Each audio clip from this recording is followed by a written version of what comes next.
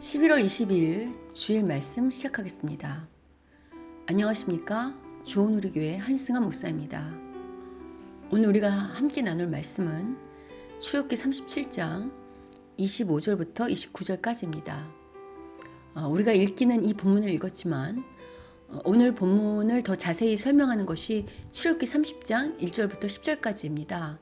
그래서 그 본문을 함께 가지고 나눠보도록 하겠습니다. 우리는 주일마다 출애굽기에 관해서 살펴보고 있습니다. 그 중에서 성막에 관하여 살펴보고 있죠. 지난주까지 금초 때까지 살펴봤습니다. 오늘은 성소 안에 있는 분향단을 살펴보려 합니다. 분향단의 모양은 가로 세로가 각각 50cm고요. 높이는 1m입니다. 이 역시 조각목으로 만들어 금으로 쌓여 있고요. 위에 고리를 만들고 금고리를 만들고 채를 조각목으로 만들어서요. 운반하도록 되어 있습니다. 분향단의 위치는 출애굽기 30장 6절을 보시면요. 증거계 위 속죄소 맞은편 곧 증거계 앞에 있는 휘장 밖에 두라고 말씀하십니다. 이런 말씀이 좀 특이한 것은요. 분향단의 위치를 증거계를 기준으로 말하고 있다는 점입니다. 여러분, 성막의 핵심은 증거계입니다. 왜냐하면 거기에 하나님의 증거계가 하나님의 임재와 말씀을 상징하기 때문이죠. 이 분향단이 하나님의 임재와 말씀을 상징하는 언약궤를 기준으로 가장 가까운 위치에 두라는 것은요. 이 분향단이 언약궤와 깊은 관계가 있음을 알 수 있습니다. 그래서 이 말씀에 따라 분향단은 성소에서 지성소로 들어가는 그 휘장 앞에 두게 됩니다. 중요한 것은 이 분향단이 오늘 의미하는 바가 무엇인가가 중요하겠죠. 요한계시록 5장 8절을 보면요. 이 향이, 그러니까 분향단에 피우는 이 향이 가득한 금대접을 24장로들, 즉 성도들이 가졌는데 이 향은 성도의 기도들이라 라고 말씀하고 계십니다. 즉 분향단이 의미하는 바가 바로 기도라는 거죠. 그래서 출애굽기 30장 7절에서 분향단의 향을 사를 때 아침 저녁으로 하라고 한 것처럼요. 기도 역시 아침 저녁으로 해야 함을 상징하는 거죠. 또한 8절에서 분향단의 향을 사르는 것은 영원히 끊어서는 안 된다고 하고 있죠. 이는 기도 생활이 쉬지 말고 계속되어야 할 것을 말하고 있습니다. 이러한 기도 생활에 관한 이야기는 우리가 너무 많이 들어서 익히 아는 바죠. 쉬지 말고 기도하라는 말, 기도는 많이 한다는 말, 너무도 많이 들은 말 아닙니까? 그럼 성경은 왜 이리 기도를 강조할까요? 기도하지 않으면 하나님 우리를 도와주시지 않아서? 기도하지 않으면 하나님 복을 받을 수 없어서일까요? 기도하지 않으면 하나님의 인도함을 받을 수 없어서일까요? 이러한 말은요. 반은 맞고 반은 틀리다고 할 수 있습니다. 물론 우리가 기도할 때 하나님의 인도하심을 받을 수 있고요. 기도할 때 예비된 하나님의 복과 도우심을 받을 수 있습니다. 그런데 여러분, 하나님은요. 우리의 기도보다 크십니다. 여러분 잘 생각해 보시면 하나님께서 우리가 미처 구하지 않은 것까지 주셨던 얼마나 많은 것들이 있습니까? 지금까지 내가 누렸던 복된 일들, 복된 사람들과의 만남, 또 여러 고비 가운데서 구사일생으로 다시 살아났던 일들 다 내가 기도해서 얻었습니까? 그렇지 않았죠. 또 기도가 하나님의 뜻을 구하는 것이라고 할 때요. 우리가 처음부터 하나님의 뜻을 구하는 기도를 하지 않았다는 거 저도 알고 여러분도 잘 알고 있지 않습니까? 이처럼 돌아보면요. 하나님께서는요. 우리 기도대로만 역사하신 것이 아니라요. 내가 미처 구하지 못한 것까지 부어주시고 예비하시고 인도하셨습니다. 아울러 하나님의 뜻이 무엇인지도 잘 모른 채 그냥 힘들고 어려울 때 급한 대로 우리 마음대로 기도하며 왔는데도 불구하고요. 하나님께서는 친히 당신의 뜻을 우리 가운데 펼치셨죠. 그러한 예가 바로 우리가 지금 살펴보고 있는 출애굽기에 잘 나타나고 있습니다. 애굽의 노예로 있던 이스라엘이 홍해 앞에 섰을 때요. 이스라엘 백성은 너무도 무서웠고 두려운 나머지 하나님께 부르짖었습니다. 그러나 그때 부르짖은 기도가 정말 하나님의 인도하심을 바라는 하나님의 뜻을 구하는 기도 수준이 아니고요. 그야말로 우리가 갑자기 너무 급한 힘든 일을 당하면 엄마 하고 소리 지르는 수준? 혹은 하나님, 부처님, 조상님 좀 도와주세요 라고 비는 수준이었습니다. 어떻게 할 수 있는가? 홍해 앞에 섰던 이스라엘이 너무 무서운 나머지 하나님께 부르짖긴 했지만요. 바로 모세를 향해 애굽에 매장지가 없어서 이 광야에서 죽게 만들었냐고 맹렬히 원망과 비난을 쏟아내지 않았습니까? 우리 같으면 이런 불신앙과 원망하는 자들은 본척도 하지 않을 텐데요. 하나님께서는 이스라엘이 미처 구하지도 않았을 뿐만 아니라요. 아니 사람으로서는 감히 상상조차 할 수 없는 그런 방법, 그런 기적으로 홍해를 가르는 기적으로 이스라엘을 구원하지 않으셨습니까? 이처럼 하나님은 우리 기도보다 크시고요. 우리가 구하지 않은 것까지 주시고 당신의 뜻대로 간섭하시며 뜻을 이루시죠. 그럼 어떤 분들은요. 하나님께 구하지 않아도 하나님이 다 알아서 해주신다고 한다면 굳이 기도해서 뭐 하겠는가? 라고 질문할 수 있을 것입니다. 이런 측면에서 오늘은 왜 기도를 해야 하는지, 기도가 어떤 힘과 능력을 가지고 있는지에 대하여 함께 나눠보려 합니다. 먼저 기도를 해야 하는 이유부터 말씀드리면요. 바로 확인하기 위해서입니다. 뭘 확인하는가?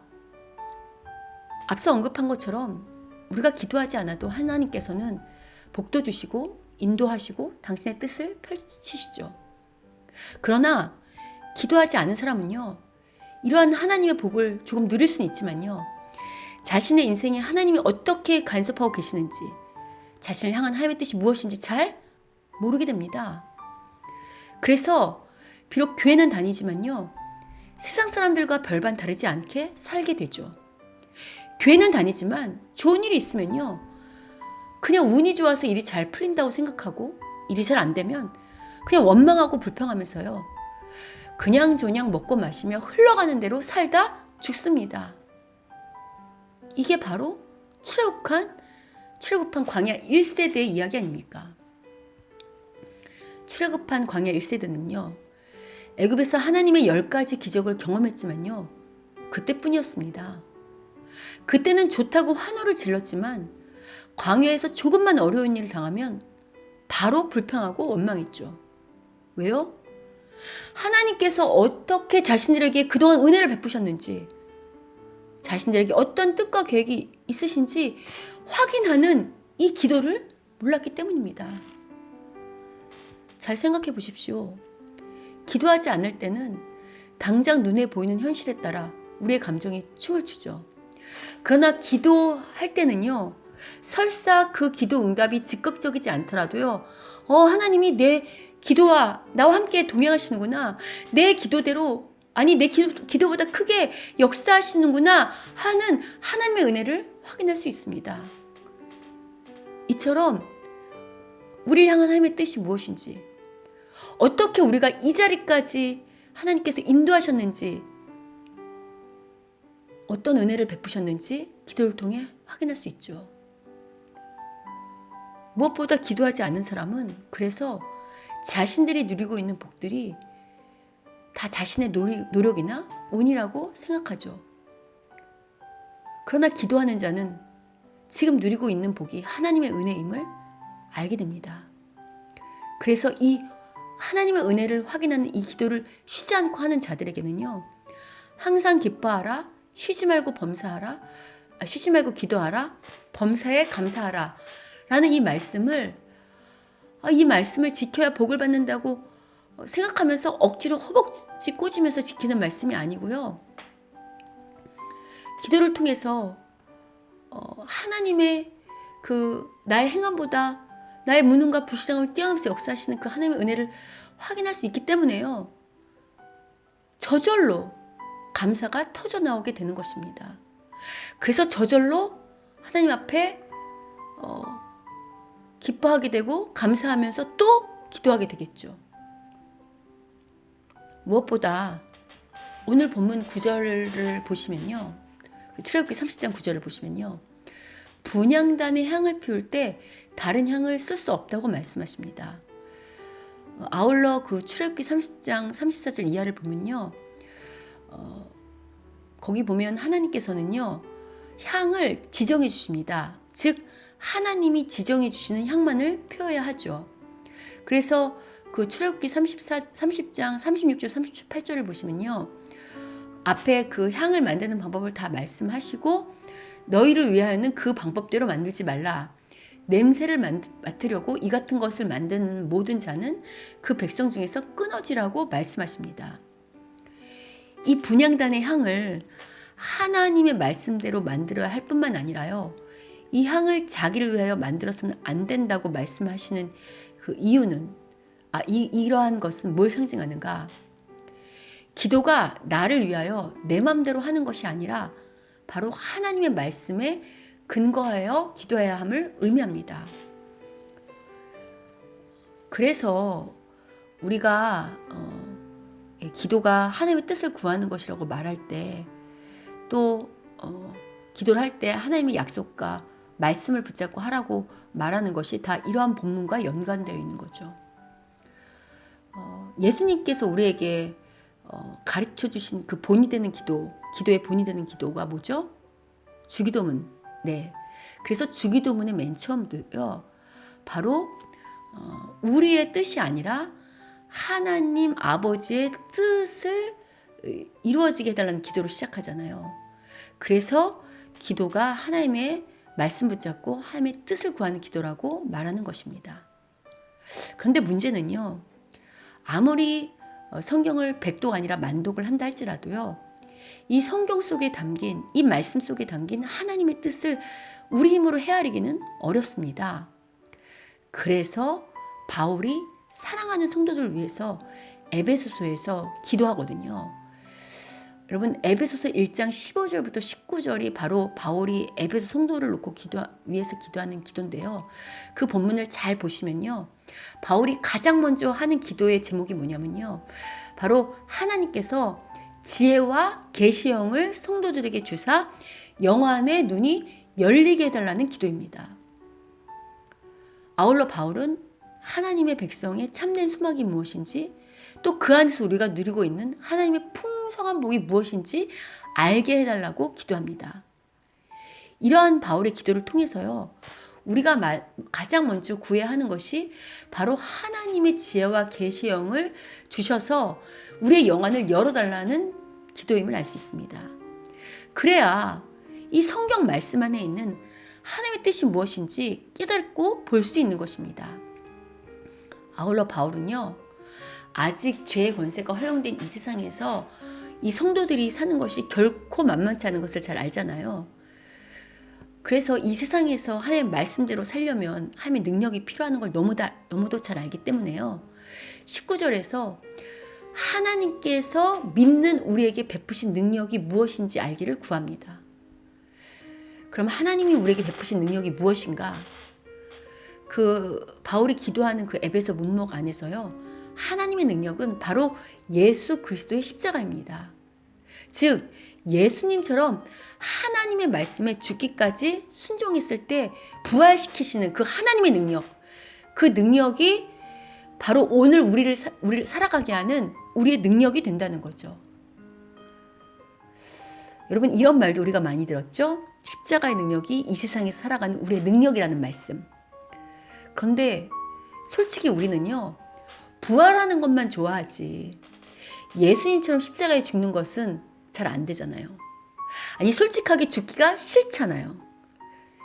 이는 우리만이 아닙니다. 예수님을 3년씩이나 따라다녔던 제자들도 마찬가지였습니다. 예수님의 제자들도요. 처음에는 다 죽기 싫었습니다. 아니 죽고 싶어도 십자가에 죽을 수 있는 능력이 없었죠. 그래서 3년씩이나 예수님과 동고동락했지만요. 막상 예수님께서 환난에 처하고 십자가에 처형당할 때, 그 십자가형에 처하는 일을 당할 때 어떻게 됐죠? 죽음이 무서워서 다 도망가지 않았습니까? 그런데 이렇게 도망갔던 제자들이요, 달라지기 시작합니다. 아니, 달라진 정도가 아니라요, 예수님을 대신해서 교회를 세우고 예수님을 대신해 하나님 나라의 사역을 하죠. 이런 이야기가 어디 등장하는가? 바로 사도행전에 등장합니다. 이들은 어떻게 교회를 세우고 하나님의 사역을 담대하게 하는 그런 사도들로 변할 수 있었을까요? 바로 기도했기 때문입니다. 예수님께서 승천하신 후 예수님을 대신해서 하나님 나라의 사역을 맡게 된 제자들은 제일 먼저 기도하기 시작합니다. 먼저 예수님이 승천하시자마자 다락방에 모인 그 제자들이 기도할 때요, 그 사도행전 1장 13절 14절은 이렇게 말합니다. 그들이 유하는 다락방으로 올라가니 베드로, 요한, 야고보, 안드레와 빌립, 도마와 바돌로메, 마테아 및 알페오의 아들 야고보, 셀롯인 시몬, 야고보의 아들 유다가 거기에 있어 여자들과 예수의 어머니 마리아와 예수의 아우들과 더불어 마음을 같이하여 오로지 기도에 힘쓰더라 라고 말하죠. 이뿐만 아닙니다. 베드로가 사도행전에서 초대 담임 목사가 되잖아요. 예루살렘 교회. 그래서 베드로가 열심히 설교하죠. 성령에 관해서. 그렇게 설교할 때 성령의 역사로 회개해서 예수님의 제자가 된 그 3,000명이 있습니다. 그 3,000명도요, 세례받고 구원받자마자 기도하기 시작합니다. 그 이야기가 사도행전 2장 41절 42절에 나오는데요. 그 베드로의 말을 받은 사람들은 세례를 받음에 이날에 신도의 수가 3,000이나 더하더라 하면서요, 그들이 사도의 가르침을 받아 서로 교제하고 떡을 떼며 오로지 기도하기를 힘쓴다고 말합니다. 이후에 교회가 점점 더 부흥해져서요, 그 예수님의 12제자인 사도들이 사역이 너무 많아서 그 실제로 성도들을 돌볼 수 없을 때 그 집사를 세우잖아요. 그 이야기가 사도행전 6장 3절 4절에 나오거든요. 근데 이렇게 말합니다. 12사도가 모든 제자들을 불러 이르되 우리가 하나님의 말씀을 제쳐놓고 접대를 일사하는 일이 마땅하지 아니 형제들아, 너희 가운데서 성령과 지혜가 충만하여 칭찬받는 사람 7을 택하라. 우리가 이 일을 그들에게 맡기고 우리는 오로지 기도하는 일과 말씀 사역에 힘쓰겠다, 이렇게 말하고 있거든요. 제가 이렇게 기도에 관한 사도행전 예는 여기까지만 들고요. 여기서 중요한 사실이 있습니다. 보통 신약에서 기도하다라는 헬라어는요, 프로시코마이입니다. 그런데 지금 예수님이 승천하신 후 예수님을 대신해서 교회를 세우는 이 사도행전에서 제가 앞에서 살펴본 그런 본문들 있죠? 이런 본문들에서 제자들이 기도할 때마다 사용했던 헬라어 단어는요, 프로시코마이가 아니고요, 프로스 카르테로입니다. 프로시코마이는 정말 그대로 프레이, 영어 프레이, 기도하다입니다. 그런데 사도행전에서 사용된 이 기도인 프로스 카르테로는요, 어디어디에 충성하다, 어디어디에 칭칭 얼거매다, 동여매이다 라는 뜻이 있습니다. 즉 사도행전에서 예수님의 제자들이 했던 기도는요, 일반적인 기도가 아니라 내가 하나님께 충성할 수 있도록 나를 하나님께 꽁꽁 메어두는 그러한 기도라는 것입니다. 이는요, 우리가 기도함으로 나를 하나님께 꽁꽁 메인다는 그런 의미가 아닙니다. 바로 기도가 십자가에 죽기까지 순종하심으로 우리를 구원하신 그 예수님의 은혜가 우리를 하나님의 자녀로 매게 했던 것처럼요, 이제 진정한 성전이시며 분향단이시며 향이 되셔서 날마다 쉬지 않고 기도하시는 그 예수님의 그 기도의 능력이, 그 중보의 기도의 능력이 우리를 하나님께 꽁꽁 매게 하며 충성된 종들이 되게 한다는 것입니다. 기도할 때 이 향이신 이 예수님의 기도의 그 능력이 우리를 하나님과 꽁꽁 매게 해요. 날마다 하나님께 가까이 하게 하신다는 거죠. 그리고 우리가 기도할 때 이런 예수님의 은혜와 능력을 확인하고 받는 시간이 된다는 것입니다. 이는 기도가 우리에게 어떤 힘과 능력을 주는지 잘 말해주고 있습니다. 앞서 언급한 것처럼요. 내가 주인된 타락한 본성을 지닌 우리들은 우리 힘으로 절대 십자가에 죽을 수 없습니다. 내가 주인된 타락한 본성을 지닌 우리들은요. 예수님처럼 죽기까지 순종하며 하나님대로 살기 어렵잖아요. 더군다나 우리가 발 딛고 사는 세상은요. 조금만 어리숙해도 눈 뜨고 코 베어가는 세상입니다. 그래서 우리는 전에 이렇게 기도했죠. 이 세상을 이길 힘과 능력을 달라고 할 때요. 그 구하는 그 힘과 능력은 하나님의 십자가 힘과 능력이 아니고요. 잘 생각해 보시면요. 다른 사람이 내 코를 못 베어갈 뿐만 아니라 오히려 내가 다른 사람의 코를 벨 수 있는 그렇게 사람들 앞에 뽀다고 있게 설 수 있는 그런 지혜, 부, 힘과 같은 능력을 구하지 않았었습니까? 그런데 여러분 우리가 기도를 제대로 하다 보면 어떤 일이 일어납니까? 하나님의 뜻이라면 기꺼이 내 코를 내어줄 수 있는 그런 능력을 주십시오. 나를 죽일 수 있는 능력을 주십시오. 십자가를 질 수 있게 해주십시오. 십자가를 지는 능력을 주십시오. 라고 기도하고 있는 나 자신을 발견하게 되지 않습니까? 전에는 무슨 일이든지 내 뜻대로 되는 것만 복이라고 생각하고 내 뜻대로, 내 기도대로, 내 소원대로 이루어질 때만 감사하며 기뻐했지만요. 이제 이 사도행전처럼 하나님께 동동도염에는 그렇게 제대로 된 확인하는 온전한 기도를 하는 자들은요. 비록 내 뜻대로 내 기도대로 응답되지 않는다 할지라도요. 하나님께서 예비하신 다른 길이 있겠지. 더 좋은 길이 있겠지.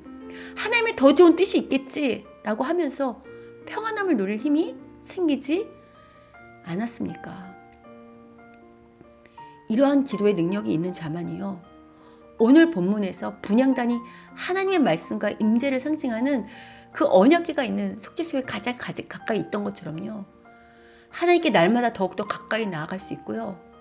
또 분향단의 향이 내 뜻이 아닌 하나님의 말씀대로 피워야 되는 것처럼 내 뜻이 아닌 하나님의 뜻대로 사는 자들이 되는 것입니다. 이게 바로 사도행전에서 예수님의 제자들이 힘써서 기도했던 프로스카르테로의 능력인 것입니다. 여러분 이 뜻이 무엇이라고요? 나를 하나님께 충성되게 한다고요. 성령이 나를 하나님께 꽁꽁 매게 한다고요. 예수님의 중보기도가 나를 하나님께 꽁꽁 매게 한다는 뜻이라고요. 오늘은 저희 교회가 추수감사절로 하나님께 감사한 예배를 드립니다. 어떤 이들은 이 추수감사의 이 예배를 올 때요. 뭐 그냥 또 하나의 주일이고 또 매년 있는 연례 행사니까 그냥 아무 생각 없이 오신 분들도 있을 것입니다. 그러나 정말 한 주 동안 기도한 자는 어떤 마음으로 이 예배에 왔을까요? 앞서 기도를 통해서 기도는 하나님의 은혜를 확인하는 시간이라고 했죠. 따라서 한 주 동안 기도한 자는요. 그동안 1년뿐만 아니라 여태까지 내 삶에 간섭하시며 인도하시고 내가 미처 구하지 않았던 까지 복을 주신 이 하나님의 은혜를 이미 기도를 통해 확인했기 때문에요. 한 해에 주신 그것들을 정말 감사하며 그 결실을 감사하며 정말 감격하며 이 추수감사 예배에 나왔을 것입니다. 감사와 찬양의 마음으로 이 예배에 임했을 것이고요. 기쁨과 감격에 찬 고백이 담긴 그런 예물도 그냥 습관적으로 가져온 것이 아니라 정말 기도하며 성령의 감동대로 정말 정성껏 준비했을 것입니다. 아울러 죽는 게 능력이라 할 때요. 우리가 기도함으로 전보다 얼마나 많이 죽었는지 우리가 잘 알고 있지 않습니까? 그래서 내가 죽었을 때 내 안에 성령님께서 일하심으로 정말 나는 하지 못하는 내가 할 수 없는 일들을 하나님께서 그 부활의 능력을 가신 하나님께서 정말 많은 역사를 하셨던 것을 우리가 경험하지 않았습니까? 이런 하나님의 은혜, 이런 나를 죽게 만드시고 내가 죽었을 때 나를 살리시고 오히려 내가 죽었을 때 하나님이 친히 일하신 그런 경험을 실제로 기도를 통해서 영안이 열려서 그것이 무엇인지 아는 자들은요. 이 오늘 하나님께 드리는 이 추수 감사 예배가 얼마나 감격스럽겠습니까? 아니 굳이 1년 동안 주신 은혜들을 결산하며 드리는 이 추수 감사 예배가 아니라도요. 그냥 예수님의 그 십자가의 죽으심이 본래는 우리가 죽어야 마땅하잖아요. 그런데 그 십자가로 우리를 살리시고 살리실 뿐만 아니라 하나님께 꽁꽁 매이는 자들로 삼으셨다는 이 사실만으로도 모든 예배가 오늘의 이 추수감사 예배가 얼마나 감격스럽겠습니까? 어떻습니까? 지금 우리는 어떤 기도를 하나님께 드리고 있습니까? 오늘 본문의 말씀처럼 주야로 쉬지 않고 기도하고 있습니까? 혹 우리 중에 그동안 내 소원만을 부르짖는 아이 같은 기도만 해왔다면요. 이제부터라도요.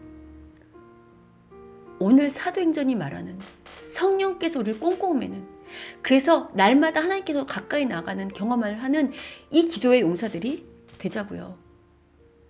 날마다 쉬지 않는 기도로 하나님의 은혜를 확인함으로요.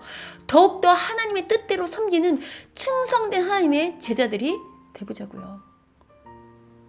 이러한 기도의 용사들이 될 때요. 우리 삶에 우리가 생각지도 못한 기적 같은 하나님의 뜻과 역사를 날마다 확인할 수 있고요.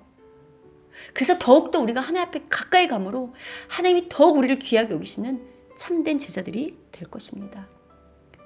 이 기도의 복을 저희 교회뿐만 아니라 이 말씀 듣는 모두가 꼭 받으시기를 주님의 이름으로 축원합니다.